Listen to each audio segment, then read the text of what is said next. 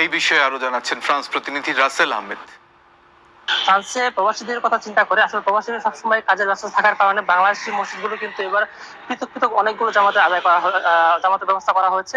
France অবাবুল্লাহ জামা মসজিদে প্রায় সকাল 7টা থেকে 1টা পর্যন্ত প্রায় 8টি জামাতের ব্যবস্থা করা হয়েছে এবং বাংলাদেশ মেট্রো জিমনেসে প্রায় 2টি জামাত আদায় করা হয়েছে এবং আমরা জানি যে বাংলাদেশ কমিউনিটি স্থানীয় মসজিদ সেটিতে প্রায় সকাল 7টা 30 থেকে 5টি জামাত ব্যবস্থা করা হয়েছে। আপনারা জানেন যে আজকে রবিবার বিদায়, কিন্তু ফ্রান্সের বাংলাদেশের জন্য একটি ঈদের আনন্দটা একটু বেশি, কারণ এখানে রবিবার কিন্তু বন্ধ দিন থাকে, সেই জন্য কিন্তু বাংলাদেশিদের উপস্থিতি ছিল অনেক বেশি।